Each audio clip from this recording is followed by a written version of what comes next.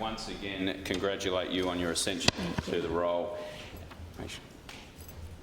May I preemptively request an extension of time, Deputy Speaker? You can. I rise today to deliver my inaugural speech in this Parliament, in the unusual position of having already spoken here many times before. I'm reliably informed that this might even be a record for the WA Parliament, though I sincerely hope it won't be my only achievement in this place.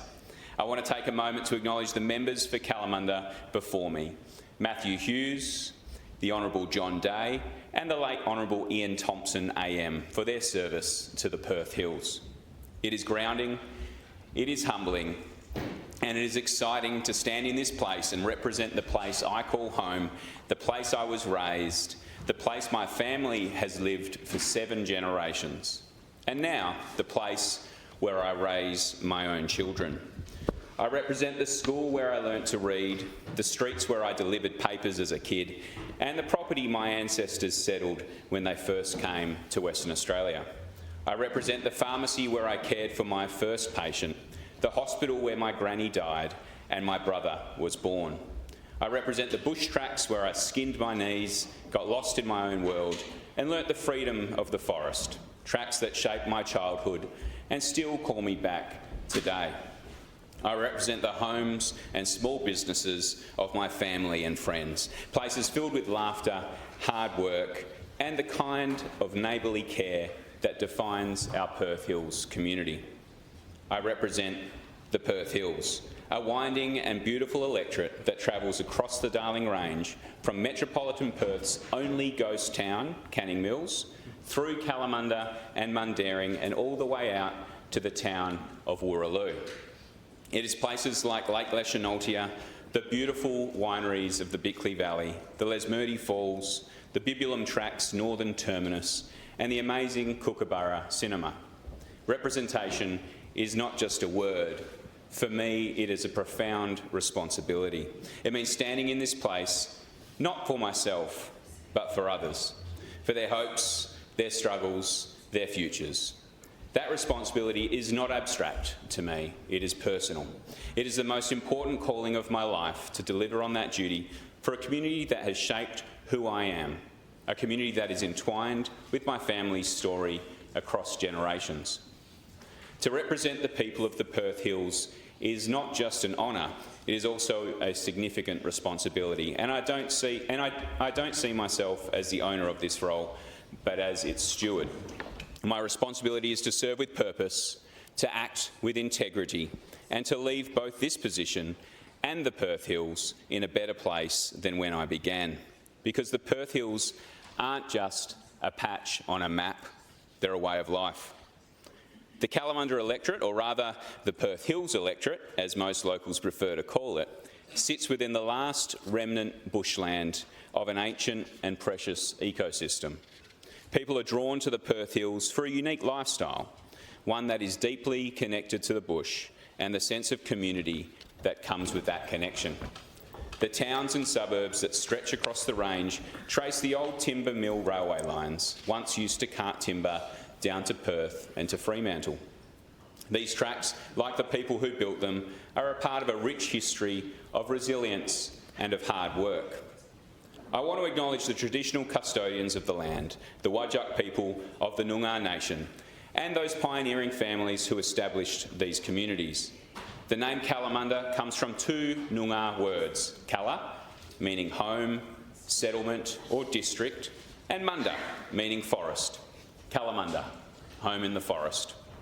It's a name that speaks to the spirit of this place. And of course, anyone who's lived in the Perth Hills knows that if I mention Kalamunda, I'd better mention Mundaring too. Said to mean a high place on a high place in the Noongar language, Mundaring has long been a proud equal, and perhaps in this naming is where the friendly rivalry between these 2 beloved Hills communities first began. As I move through the electorate, I see constant reminders of our history of resilience and of innovation, from the old timber railway lines to the orchards carved from forest. The Mundaring weir remains a powerful symbol of this legacy. A bold project that transformed our state by bringing water to the goldfields and unlocking growth across Western Australia. Today, that same spirit lives on. Our communities face bushfires, storms and challenges with the same grit, rallying through local businesses, volunteers and neighbours helping neighbours.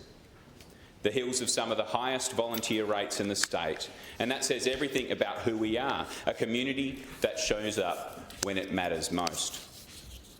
But it isn't a community without its challenges. The flawed North Stoneville development remains a major issue.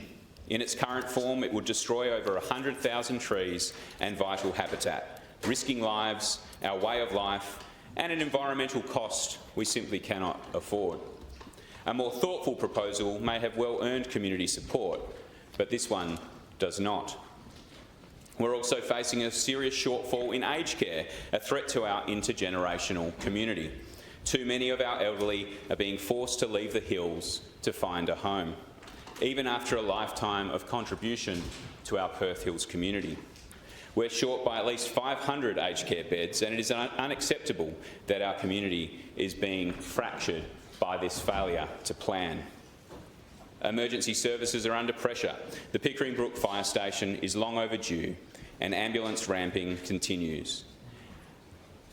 And invasive species are damaging our forests. Wild pigs are tearing up native habitat, and cats and foxes are decimating native fauna. Even in sport, we're falling behind, with 50 children's basketball teams being turned away every year due to a lack of space. And many change rooms, especially for our growing women's teams, are outdated and inadequate. These aren't abstract issues, they're daily realities, and they demand more than words, they demand action. That's what representation means to me. It means showing up, standing up, and getting things done. My responsibility is to the people who put their trust in me, and that means speaking up when it counts. I was sent here to fight for the community I call home, and that's exactly what I intend to do. But in my community, many have described me as a reluctant politician, and I take that as a bit of a compliment. I'm not here for the spotlight, I'm here because I care. So let me tell you a little bit about where I come from and how on earth I ended up here. The Horts arrived in Victoria in 1853 and eventually saw the light and moved to Darlington in 1899. They established themselves as orchardists and road workers, and over time they spread across the Perth Hills and far beyond. My parents, Don and Teresa, met in Carmel and built their first home on the Lesmurdie Brook, a place where I spent most of my childhood and where my own children and their cousins still splash and play in the creek today. Mum came from a small town called Cooleycup, where my grandparents ran a sheep farm that remains in the family to this day. My granddad, Arthur Corker, worked that land by hand with his father and his brother. He grew up in poverty, but through hard work and resilience, the family not only survived, but eventually thrived in that beautiful corner of Western Australia. Though Grandad rarely spoke of the hardship, he never missed a chance to speak of the love he had for his wife, my Nana Joy, whose family had immigrated from the UK after World War II. Family was always central to my life. Much of my childhood was spent visiting relatives and returning to the farm. I remember one morning back in primary school, trying no doubt to sound wiser than my years, I confidently proclaimed to my granddad that the Greens policies were surely the sensible way forward. Well, what followed was a gentle but uncompromising lesson in the difference between ideology and pragmatism. As we tended to fly-blown sheep and talked through the harsh realities of mulesing and pest control, I began to understand what it meant to live by necessity, not by theory. For my granddad, a lifelong farmer, ideology was a luxury. It was pragmatism that kept the animals healthy, the family fed, and the land alive. As for me, when it came time to choose a career, I knew three things. I wasn't cut out to be a farmer, I wanted to help people, and I was strangely good at chemistry. So I became a pharmacist, despite not really knowing what a pharmacist did. I just knew they helped people. During my training, I worked at Nightingale's Pharmacy in Kalamunda, where I enjoyed putting my university learning into practice by helping people directly. By the time I graduated, I was drawn to our hospital system and was fortunate to be accepted into the training program at Royal Perth Hospital, where I eventually specialised in cardiovascular medicine. That led to a role supporting the transfer of clinical services to Fiona Stanley Hospital, where I further specialised in treating patients with advanced heart failure and cardiac transplants as a part of the state service. Across both institutions, I worked in emergency departments, specialist units, clinical teams, and just about every ward in between.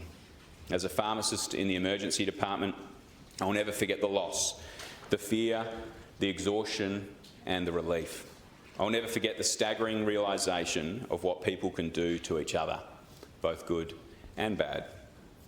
As a heart transplant pharmacist, I'll never forget the hope, the anguish, the excitement and the privilege of service. I'll never forget the father who got a second chance to see his children grow up, made possible only by the heartbreaking loss of another family's loved one. And I'll never forget the teams of multidisciplinary staff who worked tirelessly, often within an incredibly fractured system, to do what was right, to make a difference. It was an absolute privilege to serve in our hospitals, and my next challenge took me into a slightly different space as Chief Pharmacist for the WA Country Health Service. I took the role with some reluctance, stepping away from directly caring for patients. It felt incredibly foreign to me. But within months, I saw just how much of a difference I could make. With the support of the board and executive, we launched a major medication reform project to improve access to proper care right across country WA. It was an extraordinary responsibility and a formative one. WACS covers more than 2.5 million square kilometres, and during COVID-19, that size wasn't just a logistical challenge, it was a test of ingenuity and resilience. We had to redesign supply chains overnight, protect vulnerable communities without nearby hospitals, and ensure life-saving medication reached some of the most remote places in the country, possibly in the world. I spent nearly 16 years inside our hospital system, from major tertiary centres like Royal Perth and Fiona Stanley to smaller hospitals like Kalamunda and Swan districts. I worked alongside clinicians under immense pressure, navigating limited formularies, training young doctors, supporting families through complex care situations, and helping shape care in areas like heart and lung transplantation. These weren't abstract tasks. They were real decisions that impacted real lives. And they showed me the human cost when a system is stretched too thin. And they showed me the frank inequity in our system that exists when our health department isn't held to account. It was in the last 8 years of this time that I saw firsthand how often the voices of health workers were ignored and how too many decisions were made by people far removed from the front line. While working in the hospital system, a second path began to take shape. Chanel and I moved to Thornley to save for a future in the hills. But when that dream felt out of reach, we threw ourselves into the local community. Encouraged by locals and after a helpful chat with the then Deputy Mayor, Teresa Lyons, I ran for council. The community backed me and I served 5 years as a councillor and as Deputy Mayor. We kept rates low while delivering record investment in safety, upgraded parks and playgrounds, and began rehabilitating the Canning and Southern Rivers. We also led cat management reform, establishing the city's first dedicated facility. Local government isn't glamorous, but it's where trust is built and every decision counts. Those years, along with my time in health and in community service, shaped how I approached this role, with sleeves rolled up, focus on responsibility, and ready to get things done. I've never been interested in politics for politics' sake, but over time I saw decisions made that hurt the people around me. Small businesses drowning in red tape, farming families gutted by the live export ban, and community projects derailed by unclear legislation. As Deputy Mayor, I watched community groups and orchardists scramble to interpret the Aboriginal Cultural Heritage Act, only to see months of planning and thousands of plants risked when a major river planting day was abruptly cancelled. I saw frontline health roles cut, local infrastructure neglected, and the emergency services levy rise while investment lagged. I'd seen enough. The Hills had taught me this. When things aren't right, we don't sit back. We step up, we get it done, and that's why I ran, to be a part of the solution. To be frank, my support for the Liberal Party wasn't always a foregone conclusion. There was even a moment where it looked like I might be leaning a little more progressively. My dad, ever the pragmatist, didn't say much, but not long after I found myself in possession of an online subscription to The Australian. And The Weekend Australian found its way into the car when we dropped by for dinner. I assume it was less about expanding my reading list and more about course correction. Very subtle, Dad. Like many Australians, I spent time figuring out what I believe. But the more I worked in healthcare, the more I engaged with community, and the more I saw how decisions affected real lives, the clearer it became. The values that guided me: personal responsibility, freedom of choice, reward for effort, and practical compassion were Liberal values. I grew up in a family that lived those values. I spent 2 decades in a health system where compassion, nearly 2 decades I should say, where compassion, competence and accountability were the difference between good care and avoidable harm. That's why I believe in the Liberal Party, not because of tradition, but because of conviction. I believe government should empower people, not control them, that it should reward hard work, remove barriers and deliver focused, accountable services. My time in health deepened that belief. I saw what happens when government grows too big and forgets the people on the ground. I saw how disempowered communities react when they're treated like problems, not partners. And I saw how good policy can really change lives. I know our party is facing challenges. Trust has definitely been lost. But my own journey shows that it can be rebuilt. I didn't grow up inside the Liberal Party. I came to it through experience. And just as my beliefs evolved, I believe we can earn back the trust of Western Australians by listening, by learning, and showing that we're ready to lead. That's the kind of liberalism I believe in, one grounded in service, responsibility, and solutions. And it's this approach I bring into this parliament, not just as a Liberal, but as someone who's questioned it, tested it, and ultimately come home to it. I wouldn't be standing here today without the people of the Perth Hills and many others. When you win by 82 votes, every person who chipped in can say with confidence, I helped make that happen. Around 100 people wore Adam Hort shirts, delivered flyers and joined the campaign. Most of them have never volunteered in a political campaign before, and many of them are here today. And the vast majority weren't even members of a political party. But what they saw was an opportunity, a chance to elect someone who would stand up and fight for the area. The gravity of that is not lost on me. It means the world, and I truly believe it's why we won. We were a community fighting for a community. That's the essence of what makes the Hills so special. To those amazing people, thank you.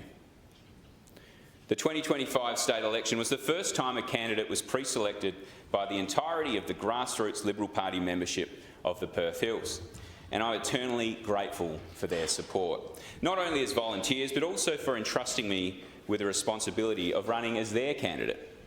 Thank you to all the candidates who put their lives on hold to contest this election, and congratulations to all my colleagues in this place. I know your contributions will be immense. And to our Leader of the Opposition, Basil Zemplis, congratulations on your appointment, and I look forward to continuing to work with you. To my incredible wife, Chanel, life would have been a lot simpler if the trolley boy you met in Maddington never finished his pharmacy degree. I wouldn't be here without you. To my wonderful children who've never listened to Dad for this long, thank you. Thank you for the excited hugs when I get home, for helping deliver Christmas cards with elf hats photoshopped onto your heads, and for being the best part of my day. I'm sorry for what having a parliamentary dad might involve, but I hope one day you'll understand why I couldn't just sit back and do nothing. Everything I do here, I do it for you. To my parents, Donald and Teresa, thank you for teaching me the value of hard work, the importance of family, and for whatever genetic mix gave me the ability to grow a beard and speak in public.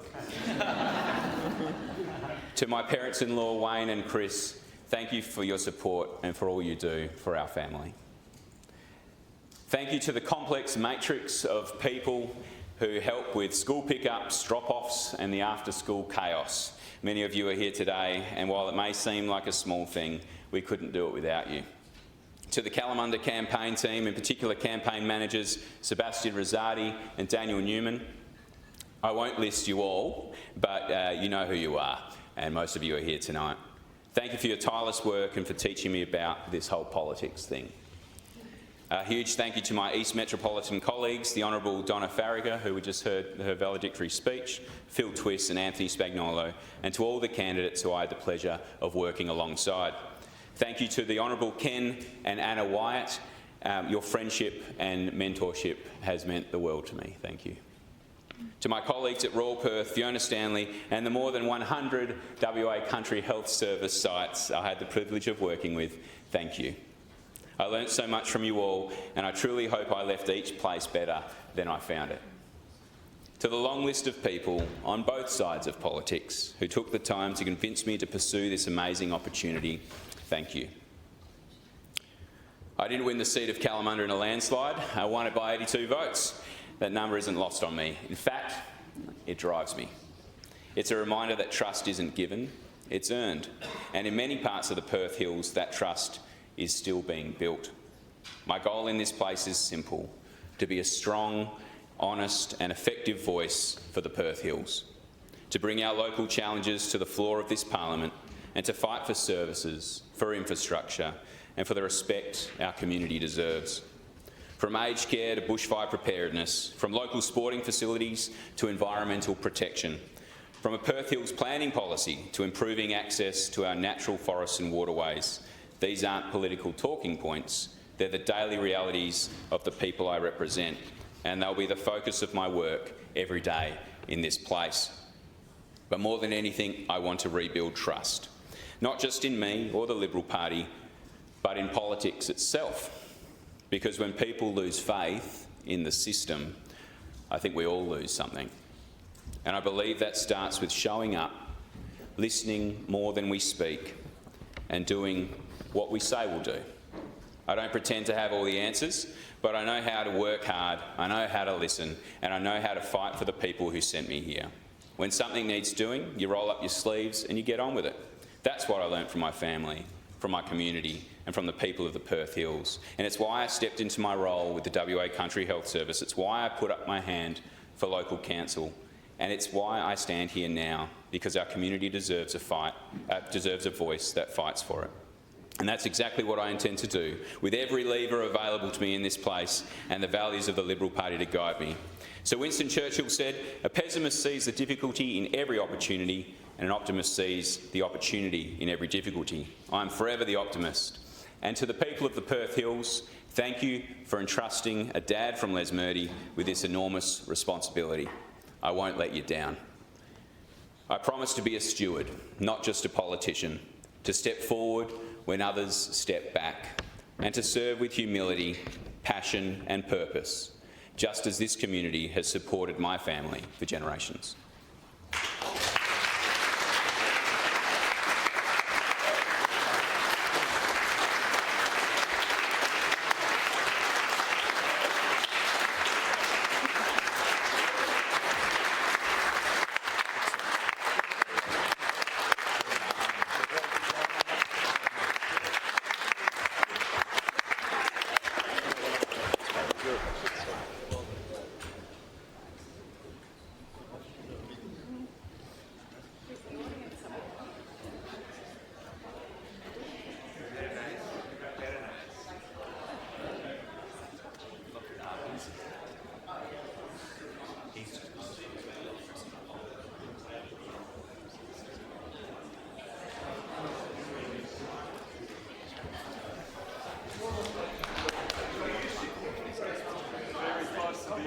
Very close to the exit, Frankie.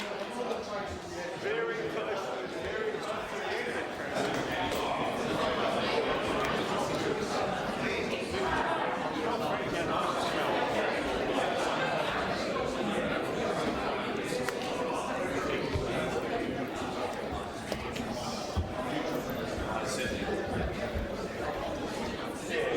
like 5 minutes. Thank you, Terry. But they've been good. No, they haven't. Everyone's had their own little